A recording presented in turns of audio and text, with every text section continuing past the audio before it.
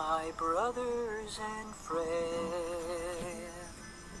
because of my sisters and friends. Please let me ask, please let me say, peace to you. Because of my brothers and friends,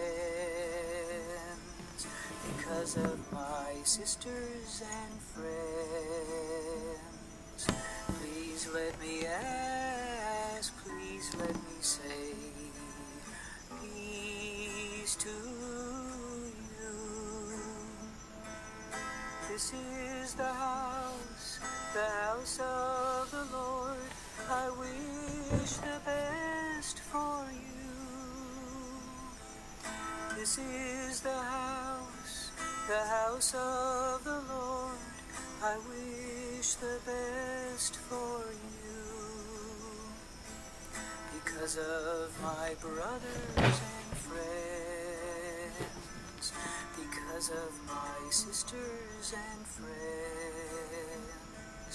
Please let me ask, please let me say, peace to you. Because of my brothers and friends, because of my sisters and friends. Please let me ask, please let me say, peace to you. This is the house of the Lord. I wish the best for you. This is the house of the Lord. I wish the best for you. למען אחי ורעי, למען אחי ורעי, אדברה נא, שלום לך. למען אחי ורעי, למען אחי ורעי, אדברה נא, שלום לך. למען בייס השם אלוקינו, אבק שטוב לך. למען בייס השם אלוקינו, אבק שטוב לך. למען אחי ורעי, למען אחי ורעי, אדברה נא. Night. Good evening. We're listening to Rev David Zeller, and I wanted to do a different experiment. I'm doing Wednesdays mornings meditation, and today I decided to do something different, not a meditation, but a conversation. And like many of us, since this past Shabbat, we are shaken. We are shaken about the shooting in Pittsburgh, the massacre, the killing. And it touches a very deep fear and a very deep construct. As somebody who grew up in Argentina, I grew up in a very anti-Semitic country, anti-Semitism in Argentina, unfortunately, is very much part of the society, although you don't feel it necessarily all the time, but it's there. It's hanging there. And you have some tragic events like the bombing of the AMIA and the Israeli embassy and others. And I remember coming to the States, in this case, going to the States, and feeling that anti-Semitism is something from the past. And I believe that's part of the shock of the American Jewish community that emigrated from Russia, from Germany, from Medinot Arab, many lands where persecution happened. And to arrive to America as the Golden Medina was a way to say that's over, that part of our life is over, and that illusion has been shattered on Shabbat, which means that anything could happen to anybody at any time. And although a very privileged minority, it looks like the privilege or the protection that we felt is being crushed. And all that in the context of hate speech, in the context of white supremacy, in the context of hatred, in the context of lack of gun control, lack of political will to change that, and a discourse that touches the lowest common denominator, as if bullying have won as a replacement of civilized dialogue. So we are still in shock, and I was thinking a lot about the issue of resilience. Because if we, the Jewish people, are resilient, the most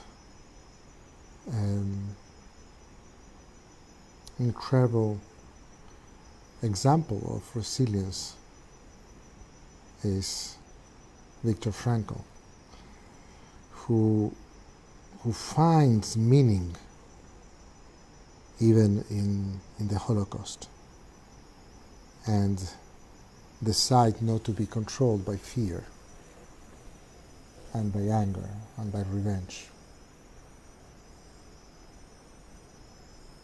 So Viktor Frankl becomes in many ways an incredible model of resilience. So resilience is the capacity to bounce back. But not only to bounce back, but to bounce back even stronger than we were before. And also the Jewish people, as a people after the Holocaust, what do? We create the State of Israel as an incredible showcase for resilience. So I was looking into some thinkers who think about that, and some aspect of the Jewish tradition who could help us in this moment. First, I don't know how many of you know the work of Joan Borisenko. She's a neuroscientist. that I read and I respect very much. And she wrote a book which the title is very interesting. It's Not the End of the World, Developing Resilience in Times of Change. So I'm going to be reacting a little bit about some of the things that she says that could be helpful for us. And she's saying that resilient people are realist. Somebody who's resilient is realist. It's not an optimist that says everything will be okay, that just relates to wishful thinking. And it's also is not a pessimist who says, doesn't matter what I do, I'm doomed. Or doesn't matter what is happening now, what happened in Pittsburgh, this is the beginning of another Holocaust, so that's the pessimist. And the optimist will be, no, everything will be okay. It's just an episode.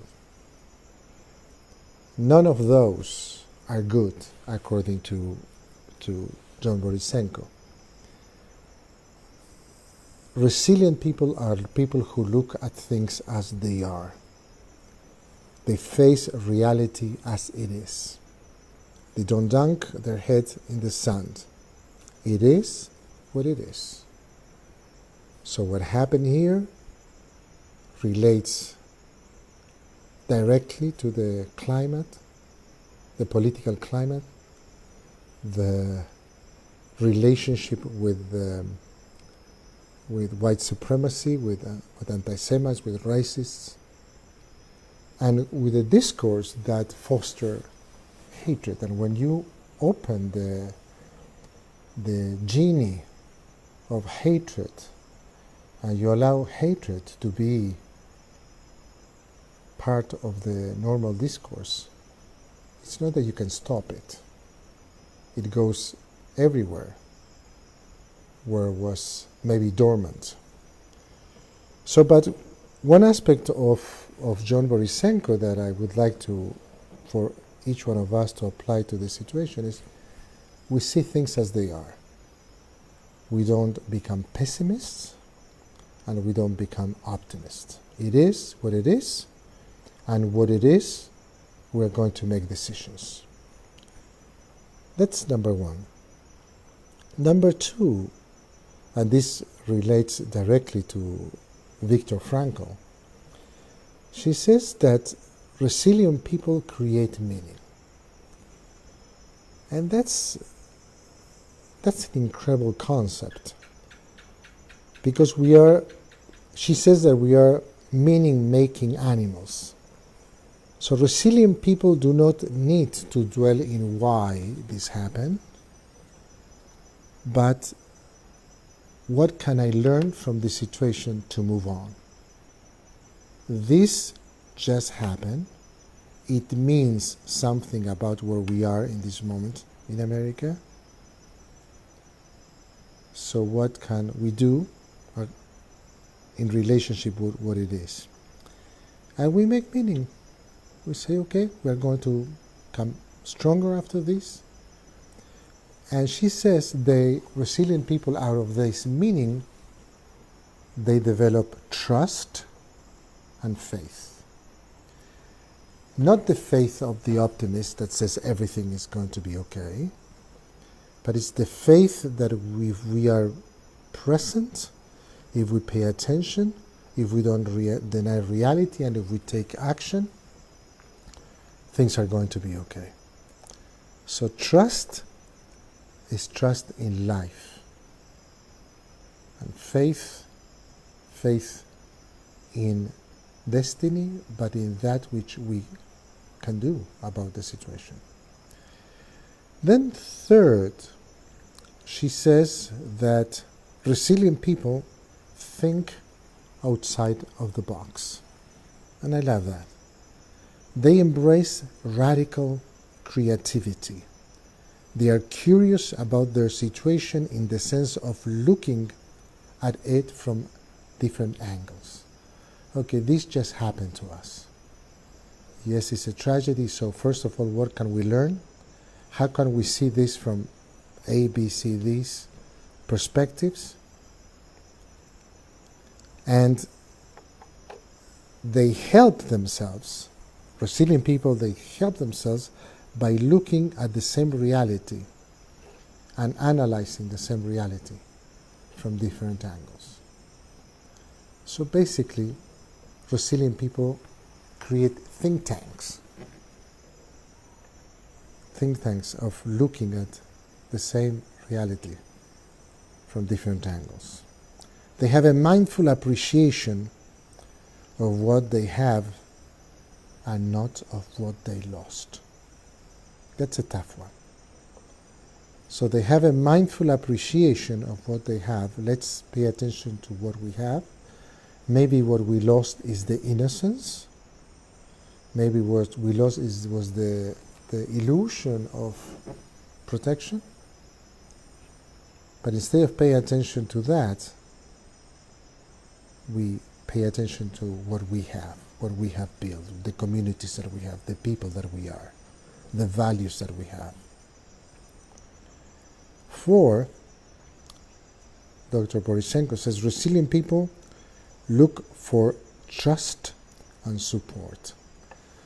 Resilient people find a way to connect with community, to be in community. This is not a time to be alone. This is not a time to separate from the community. On the contrary, wherever we are, everybody should be as close as you can to your community, to your rabbi, to your group of people.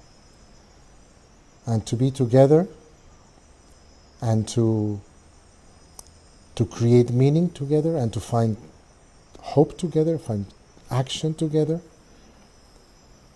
and to support each other. So it's not a time for loneliness, it's a time for community.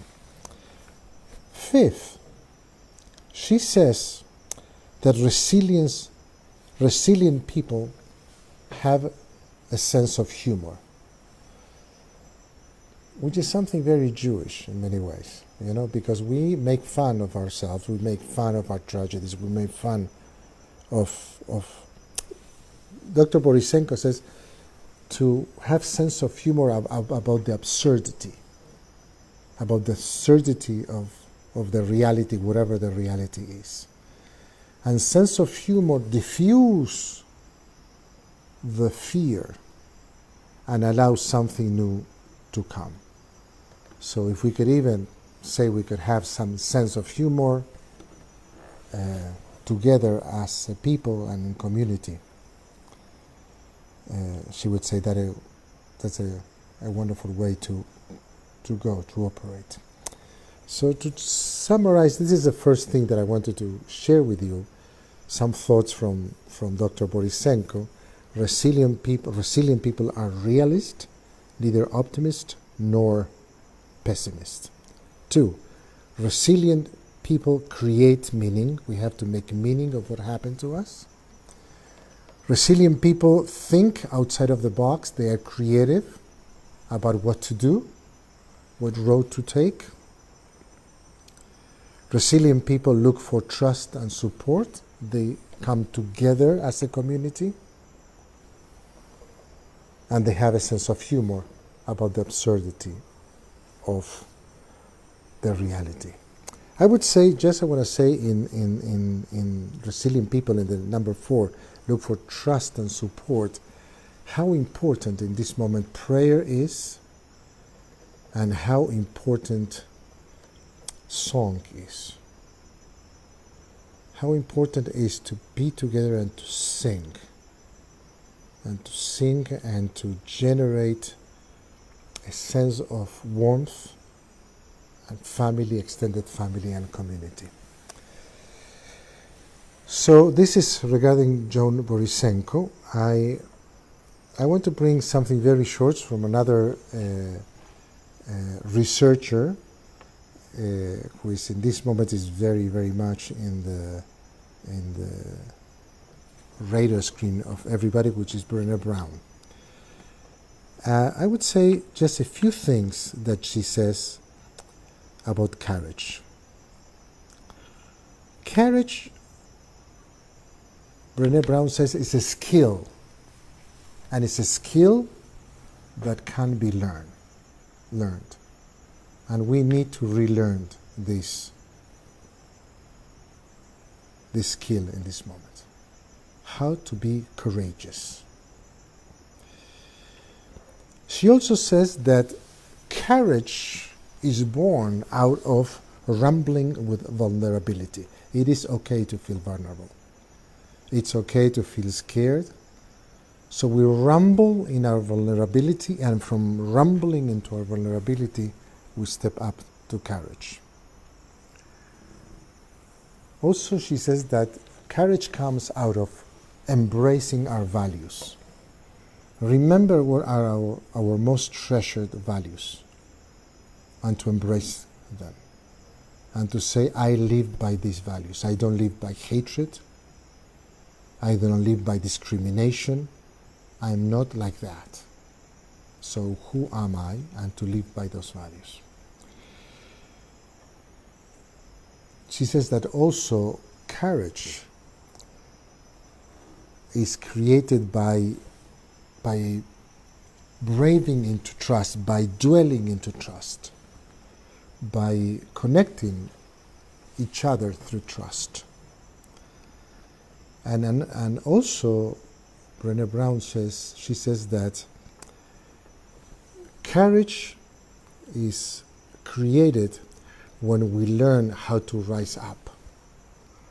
We don't stay in the mourning, we don't stay in the pain too much.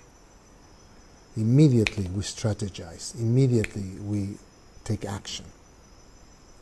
So we learn to rise up. And of course, her mantra is that vulnerability is not weakness, and it has to do with managing uncertainty, because uncertainty creates anxiety. So it's about managing uncertainty and emotional exposure. The vulnerability that I feel, because I feel exposed in my feelings, in my fear, maybe. So it's managing uncertainty and emotional exposure. And she also says something that is very powerful to develop courage. Stay in the tough conversations. There are tough conversations that we should have in the Jewish community. Stay there. Don't run away from the tough conversations. She would say don't run away from the tough conversations anywhere, in your life, in your relationships. But this is not the time to run away from tough conversations in the Jewish community. Because we ultimately belong to our values. And ultimately also we belong to ourselves. So we have to embrace our values, connect with the people who share our values, generate trust, learn how to rise, strategize, and allow courage to flow. I would say like a mighty stream. And I wanted to, with the help of these incredible American thinkers, I want to bring two other things that come from the Jewish tradition. The other day, my dear and beloved colleague and friend Rolly Matalon brought to the vigil that was done in New York about the shooting a quote from Abraham Joshua Heschel, words that he spoke in Germany in 1938. And I want to read them to you just in case you were not there, you were not able to listen, because he's talking about 1938. Our world seems not unlike the pit of snakes. We have descended into it generations ago, and the snakes have sent their venom into the bloodstream of humanity, gradually paralyzing us, numbing nerve after nerve, dulling our minds, darkening our vision.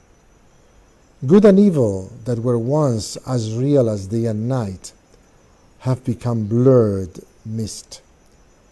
In our everyday life, we worshipped force, despise compassion, and obey no law but our unpeaceable appetite. The vision of the sacred has all but died in the soul of man. And when greed, envy, and recklessness, will to power come to maturity, the serpents cherished in the bosom of our civilization broke out in their dens to fall upon the helpless nations. The greatest task of our time is to take the human soul out of the pit. I love Heschel. Only he could write something like that. So what is happening now in America, it's not something that is an expression of the moment.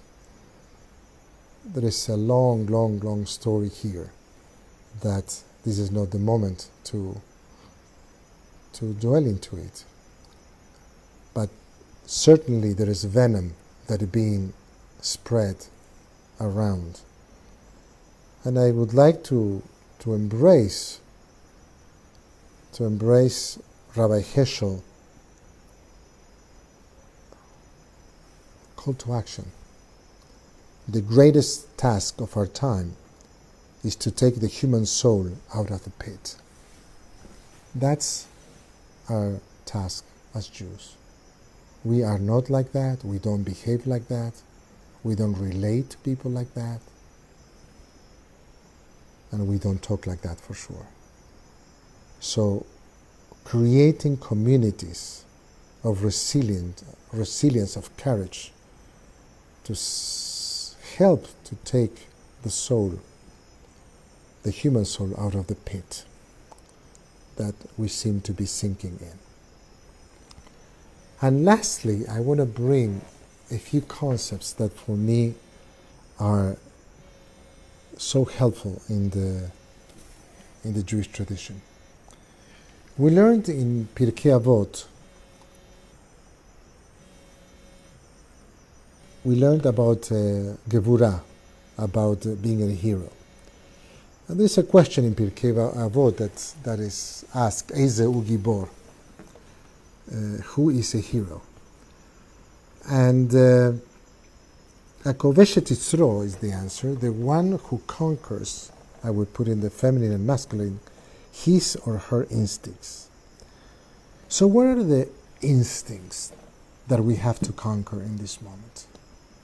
It's about greed, it's about jealousy, it's about envy, it's about hatred, it's about discrimination. So what is the Gevurah, the heroism that we need in this moment to rise, to elevate the conversation to the level of the aspirational? So Eize hu gibor, that's wonder.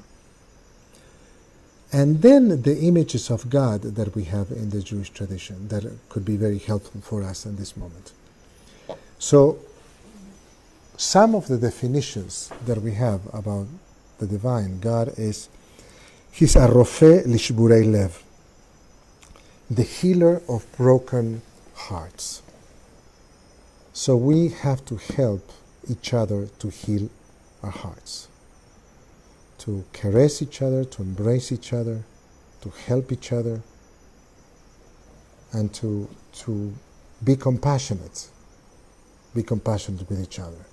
So to be rofim, doctors, healers of broken hearts, because there is a brokenness of the heart. There's a disillusion that we are living in regarding humanity.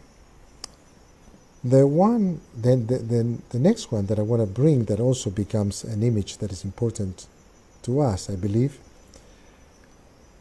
We pray every day, Somech noflim berofe cholim, the one who rises the fallen. and heals the sick, but rising the fallen. So the resiliency that we were talking before with John Borisenko, it's a mitzvah for us as Jews. We have to rise. We have to elevate. But not only that, we have to help others to rise. We have to help our communities to rise. We have to help our society to rise, to elevate ourselves. The next one is God as Hanun Barachum, as a compassionate one, forgiving and compassionate one. So how can we be compassionate in the face of evil and darkness? I'm not talking about being compassionate with people who are evil. I'm talking about compassionate with humanity. And regarding evil, the last element, it's very clear. It's tzedek, tzedek tirdof. Justice, justice you shall pursue. Rabbi Herschel was saying in his speech how terrible it is when the vision gets blurred and good and evil gets confused. It's like Purim. But in reality, it should be very clear. So, tzedek, tzedek tirdof, it's about recovering the sense of right, the sense of wrong, and the sense of justice. So, I hope that all of us could practice resilience. I'm going to bring beloved David Zeller with Lemana Chai V'Reai. So I hope that we can all help each other to practice resilience. I hope that we could help each other to rise above the darkness. I hope that we can help each other not to be taken. All this venom is contagious. Not to be enwrapped by this hatred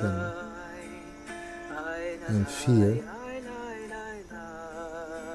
And as resilient people to develop courage, because this is a time also for courage.